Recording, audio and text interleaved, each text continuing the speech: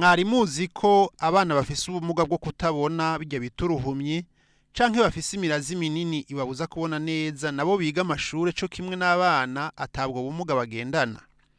Egome nivyo, iyo abo bana bagendana ubumuga bwo kutabona baronse ababitaho bariga neza bakamenya vyinshi, haba kwandika, gusoma, gukora ibiharuro nk'abandi babona neza.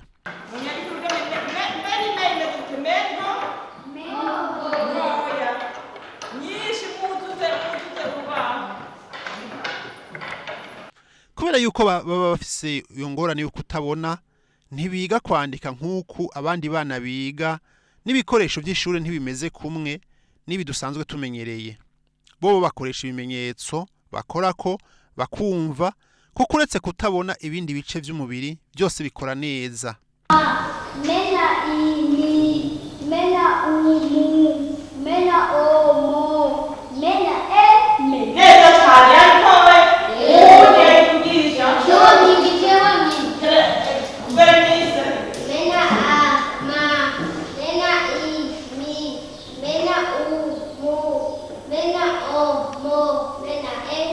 Neza cyane tugomba rero twandike izo ndome twese.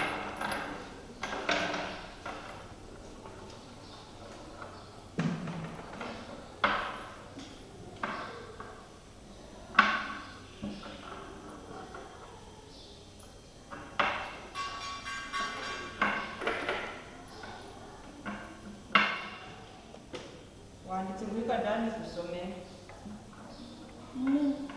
Inde nande? Mena umu. Neza cyane.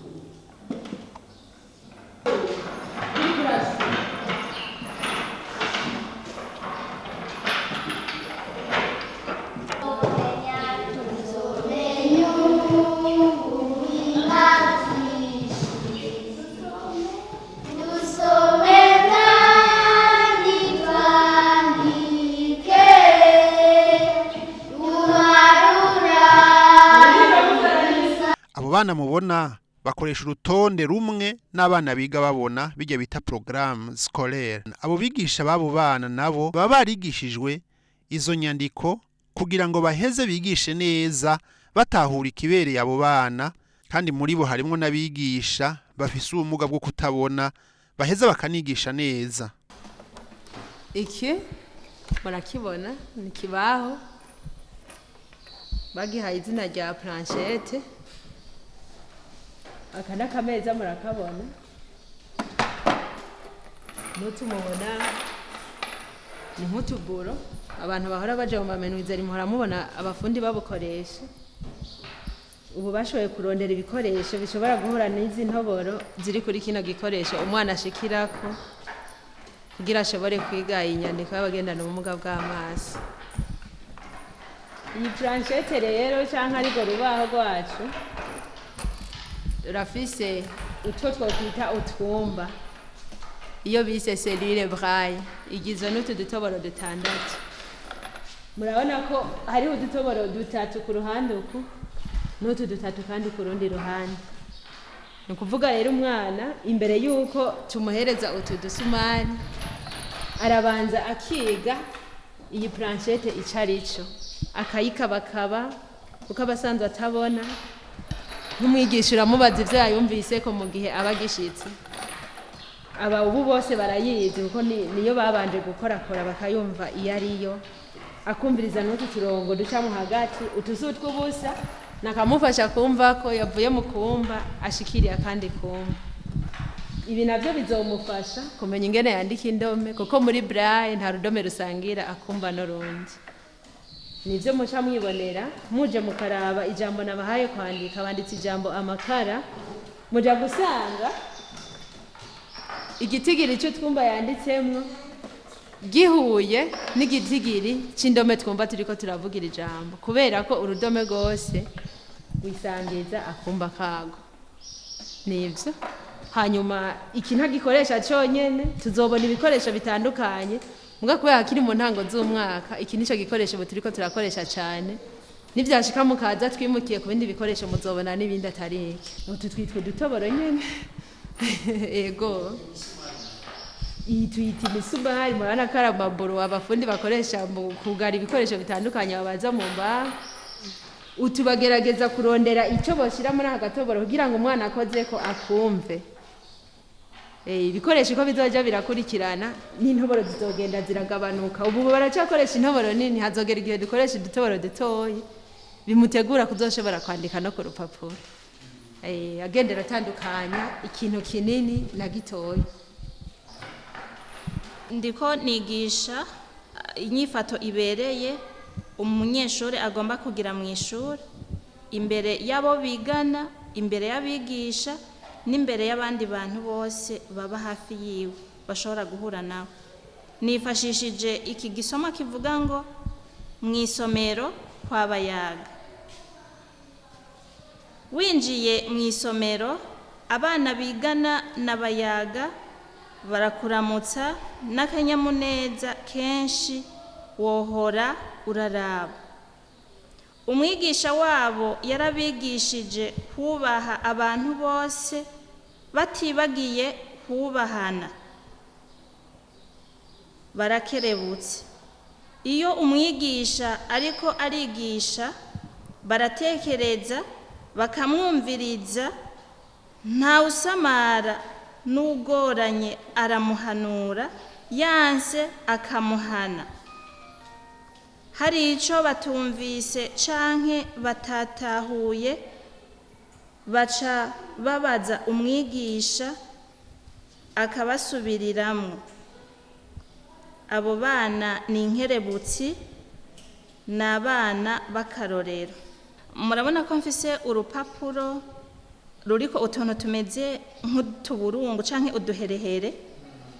Jewe mu gusoma nkoresha intoke ziwanje zibiri, urutoke bita kokora inkono ku kuboko kw'ibubamfu na kokora inkono ku kuboko kw'iburyo.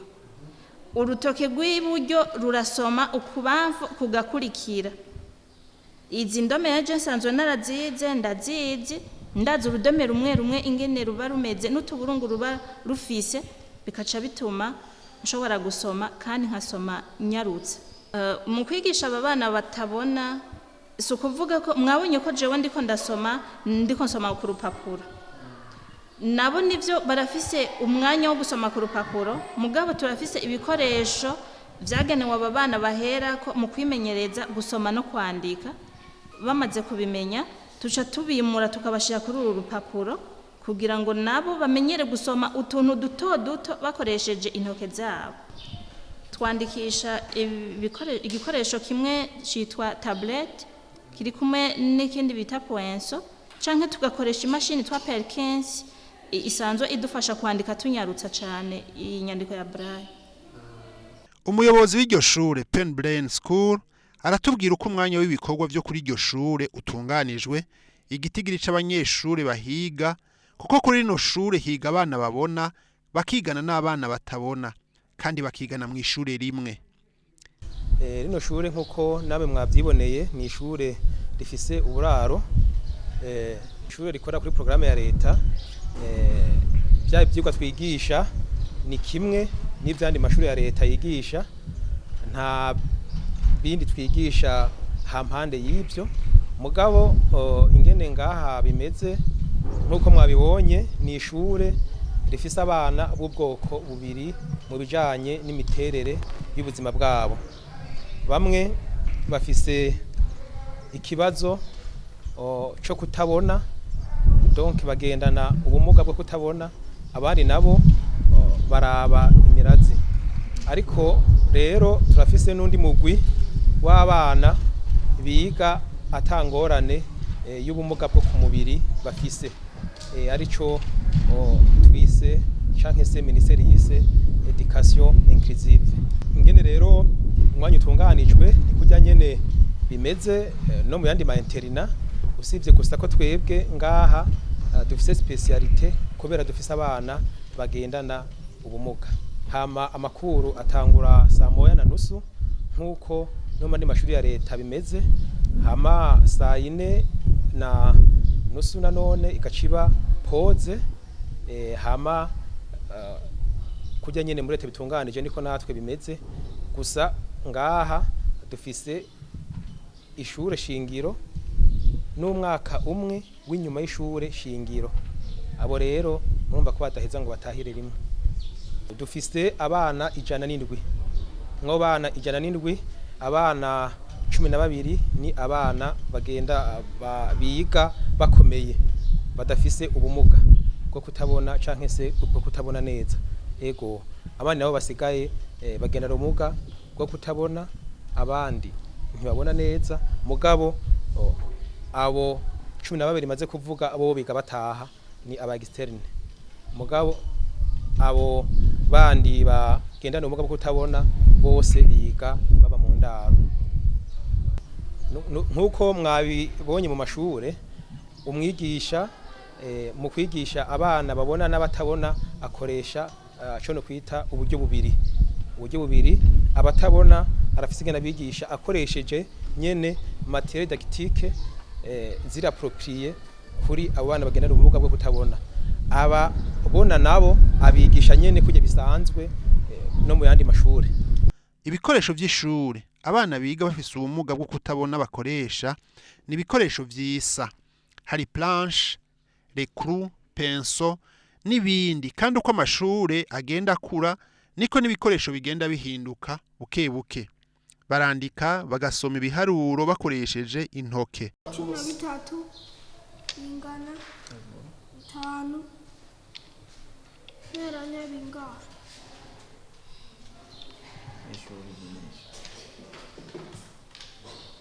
bingana 3 nteranya 4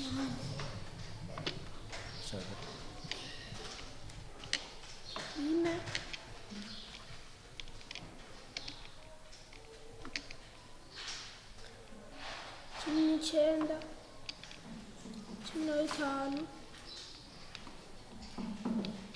14, 9, 5, 15,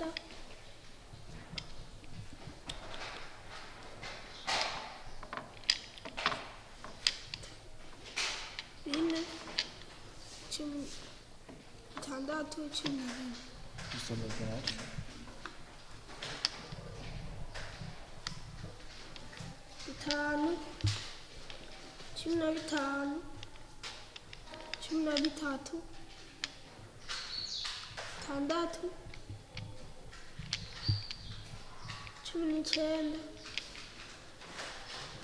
19, 16. Ijana na 50 santimetero ijana na 50 uburebure bw'umubiri wose, siko? Baca batubwira n'uburebure bw'amaguru yonyine, baca batubwira kandi n'uburebure bw'umutumba wonyine, baca batubaza uburebure bw'ahantu hasigaye. Sa? Wabibona? Ubisubiyemo n'ubitore naho usubiramo twumve. Yogonani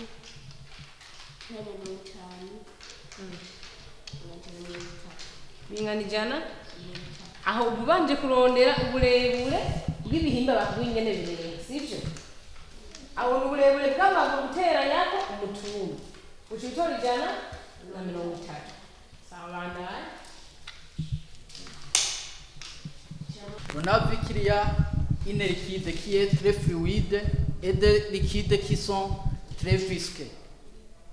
Vous vous souvenez, un liquide qui est très visqueux a une influence sur la procédure d'Archimède. On a vu que la densité du liquide a une influence sur la procédure d'Archimède. Plus la densité du liquide est plus grande, plus la procédure d'Archimède augmente. Kinacho ni tablet ngomba kuandika, ndafata tablet yanje aha iba yuguruye nk'uko, haca ndayugurura uko, haca mfata rwa rupapuro rwanje ashiramwo. Aha muri tablet hari utwuma dutatu, ndagerageza uburyo bwose nkakora ko nkumviriza ko adutumbereje n'urupapuro nk'uko, nkumviriza ko hose bwakwiranye. Hama maze kumva ko natumbereje cafata tablet anje nkayugara. Utu twuma mubona ngaha nitwo twumfasha kugira ngo urupapuro rushobore kugumayo.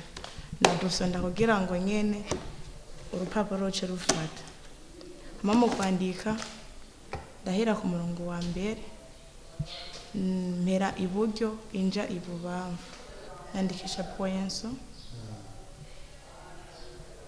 niyifasha kugira ngo nandike urudome rwose nifuza cyangwa se ijambo ryose nifuza nitwohereza rimwe kuko ubona n'ubutabona nyene usanga bigoye kuko kugira ngo je ndinde gukora ko nawe bamaze kwandika nk'indome nyinshi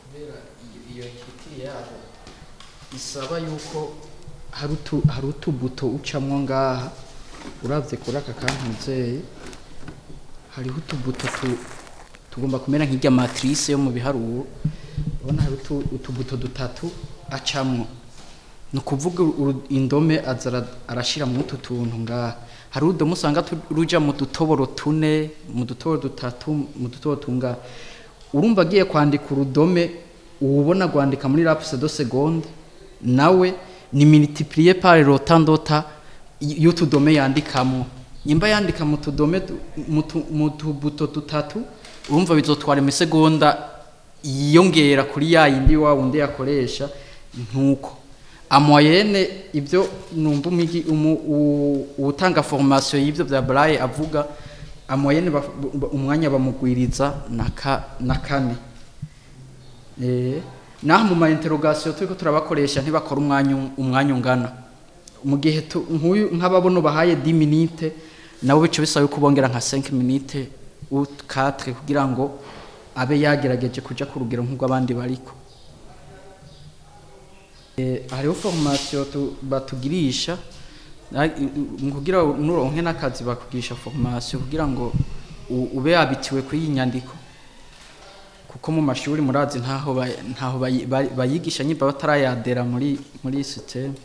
Biragoye gutahura ko umunyeshuri atabona yokora ikibazo kimwe na mugenzi wabona, ariko birashoboka cyane nkuko tubibona hano aho umunyeshuri atabona ahabwa ikibazo ca histoire akagisoma neza kandi numwe yiga abona agaheza nawe agasoma co kimwe numwe atabona.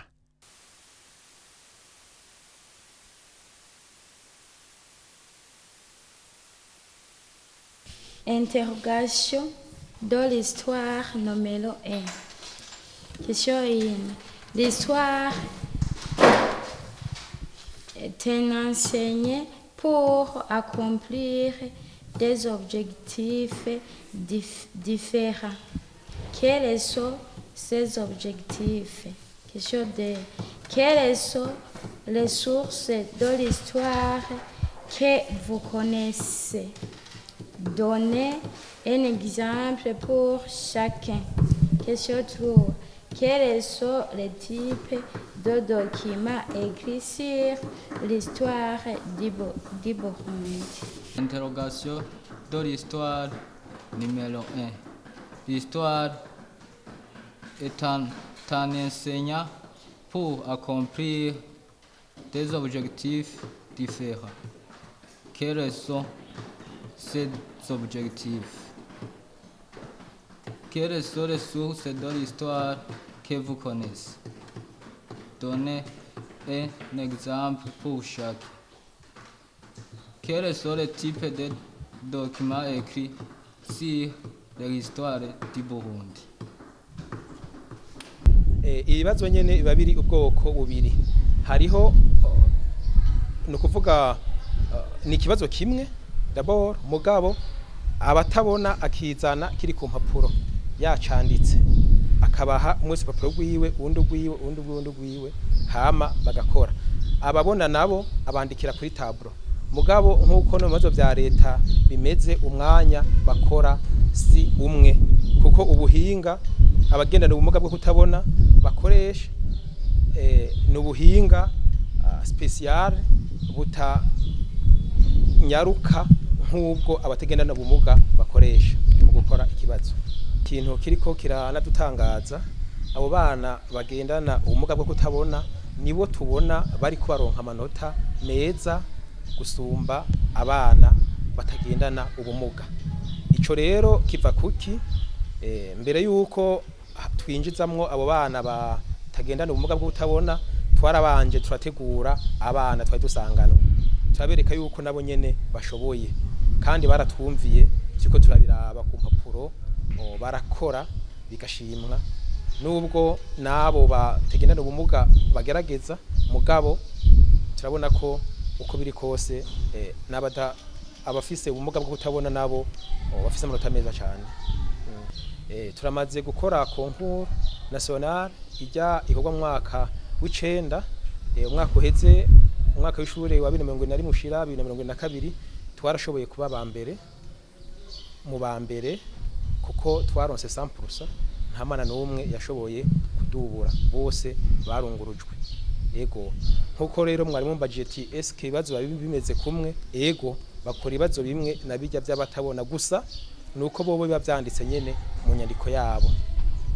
Ego kuri no shure bakira hanini abanyeshuri bafise ubumuga bwo kutabona canke bafise imirazi minini tuma batabona bakabafasha gutera imbere mu bumenyi kugira nabo bitegurire kazoza kabo kuko batozira uko Imana yabaremye. Baratubwira nuko icimviro caje co gushinga rino shure. Kino kigo rero twakira abana bagendana ubumuga bwo kutabona tukabakira kugira ngo tubafashe kwiga ishuri kuva mu mwaka ujye utangurira umwaka wa mbere ijya tukunda kwita umwaka w'ibinyoni gushika mu mwaka wo guheza. Ico cimviro cyo kugira ngo dufashe abo bana bagendana ubumuga bwo kutabona cyatanguriye ku mufasoni yitwa Niragira Sylvie yarasanzwe afasha abantu bo mu barabara bafise ibibazo bitandukanye. Hanyuma rero mu nyuma araterana yuko hari abafise ibibazo bidasanzwe cyane cyane abagenda n'ubumuga bwo kutabona. Niho rero yumvira yuko yofasha abo bana bagenda n'ubumuga bwo kutabona na cyane cyane yuko wasanga ari abana imiryango yabo yahevye, imiryango yabo idashigikiye, mbere mengo n'umuvumo kubona bavutse mu muryango batabona. Acabona yuko rero abantu batabona wenyine babera ijisho. Acimbira gutanguza iki kigo kugira ngo abana batawe n'imiryango bashobore kuja mu ishuri bige nk'abandi baze batera imbere nk'abandi bareke kuguma abantu batakaye ariko baba bafise ivyizigiro by'uko nabo muri kazoza bafise bazomarira igihugu n'imiryango yabo. Yiyumvira kubafasha rero ibijanye n'ibikorwa ingene bakora ingene biga n'ibikoresho bakoresha ivyo yararahuye ubwenge ahandi kugira ngo amenye ivyo bikoresho bakoresha cyane mu bihugu byo hanze byatanguye ico gikorwa kera ko twebwe ni wacu bona ko twebwe tugitangura uno munsi. Ibikoresho dukoresha mu nyigisho y'abana batabona ni ibikoresho bigoye kuronka kuko bijya bikoresho nta bihari mu Burundi. Kiyese zijya mpapuro zimwe dukoresha mwabonye bandikako ariko imashini nta zihari mu Burundi. Inzenye ya imprimante bijya vyuma bishira bigwiza bikagwiza ijya nyandiko mu bisoni mu Burundi nta bihari. Byose tubikura hanze. Niyo bipfuye turagira ingorane cyane kuko usanga atama pièce yo kubisubiriza dufise mu gihugu bigasaba ko tunda kubirondera hanze kugira ngo turabe ko toza turasubiriza ivyuma vyononekaye. Biratuvuna cyane rero. Abavyeyi bafise abana bagendana ubumuga ntibo kwihebura na gato ngo babugarane babagumize muhira kuko sikosa ryabo bana ahubwo nibo baronderere aho bubafasha. Muri kino kigo barafise intambamyi zitari nke ariko kandi barafise umwizero kuri abo bana biga bafise ubumuga bwo kutabona kuko bazoshobora kwitegurira kazoza nk'abandi. Intambamyi dufise ngaha ni nyinshi. Ubwa mbere ho ni intambamyi z'ibikoresho. Kuri ibikoresho dukoresha ni ibikoresho byinshi udasanga mu gihugu. Byumvikana tunda kubirondera hanze. Kandi iyo tubizanye turakunda kugira ingorane iyo bigeze kwinjira mu gihugu ikibazo hagati ya twebwe na OBR usanga ari ibikoresho bimwe batemera yuko byinjira bitarishe ugasanga tugiye kubirihira. Twifuza yuko ibikoresho byose kuri biva hanze leta yodufasha kugira ngo baduhe ubwo burenganzira bwo kuvyinjiza ata amafaranga birinze kudutwara ko natwe ni intererano cyo twatanga ku gihugu cyacu cyo Burundi. Iyi ni ngorane dufise turafise ingorane y'abarimu. Abarimu dukoresha nitwe tubihembera. Turabarondera kandi tukarondera abarimu bakwije byangombwa ubumenyi bukwiye kugira ngo bigishe na cyane ko dukoresha programa imwe na programa y'igihugu kuko dufise programa y'igihugu niyo tugendera ko niyo dukorerako. Cyo tugira ingorane rero guhemba abakozi kuko ibyo tubahemba nitwe twimenya.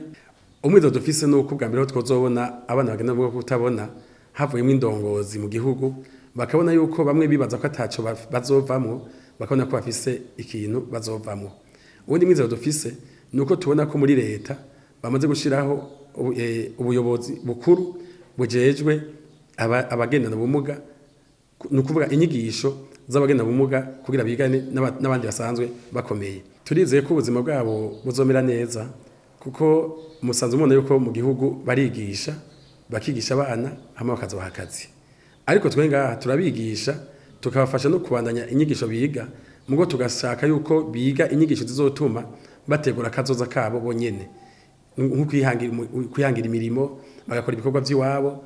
Tuje tubafasha ivyo, hama rero turiko turiyumvira n'ingene tuzotegekanya umugambi wo kubaherekeza mu gihe bahije ishuri, tubaherekeze mu kurindira ko bazoronka akazi muri leta, tubaye turabafasha ico tuma bingunganya kuko ataco tubafashije bozohava usanga mu nyuma ataco vyamaze. Abagendana ubumuga bwo kutabona ntibubuza umuntu gutera imbere iyo yaronse abamushira mu ishure bakamwitaho nk'uko muvyiboneye. N'abagendana ubundi bumuga bitaweho botera imbere.